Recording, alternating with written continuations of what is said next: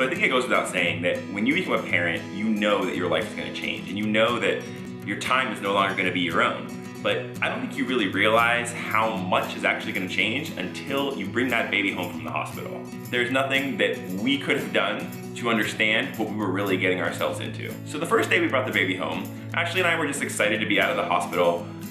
When we were in the hospital, people are coming in about every 45 minutes, either to check Ashley or to check the baby. So we got 0 sleep in the hospital. So we came home and we were excited to have our own space and have some of our own time and hopefully not be quite as loopy as we were when we were in the hospital. Baby's crying. Be right back.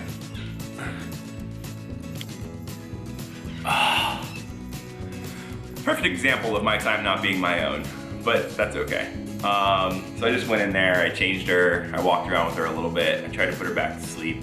Dad didn't have to touch today apparently, so I'm giving her to Mom to get a little chest time. So where was I? Oh yeah, so time not being our own. So we came home from the hospital and we were expecting, which was very naive of us now that I look back, that we would have time to do little things like go to the bathroom or take a shower. But that just doesn't really happen because one of you is keeping an eye on the baby while the other is trying to get done whatever they need to get done, but you're also rushing around to a number of different appointments and things like that. With Sid, she lost a little more weight than the doctors like to see usually. They usually see about a 10% loss in weight. Sid was down about 13%, and so they were concerned because she wasn't latching on, and so we had a lot of appointments in that time. And we were getting ready for one of those appointments and I was keeping an eye on Sid.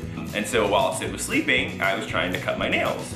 I got through one hand, but then Sid started crying. So I had to pick her up, I had to change her, I had to do the whole thing. I walked around for a whole day with only half my nails cut.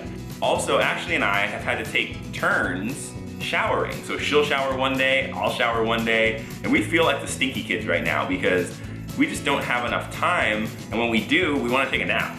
Or we want to eat some food because we can't do any of that on our own schedule anymore.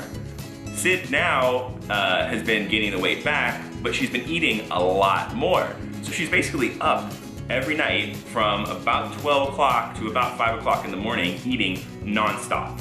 When I say nonstop, I mean wanting to feed every single hour, but she'll feed for about 30 to 40 minutes at a time. So she feeds for 30 to 40 minutes, then she sleeps for 10 to 15, then she wakes up and wants to feed again.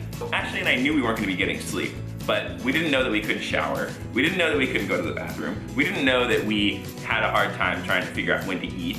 We didn't know that we didn't get to do any of those little creature comforts. Ashley hasn't even left the house in 4 or 5 days. I think the biggest thing that Ashley's done in that time is go to the pediatrician and come back. And that's about it. And even though I complain about it, it really is fun, and it really is amazing, and it really is incredible to see this little human growing.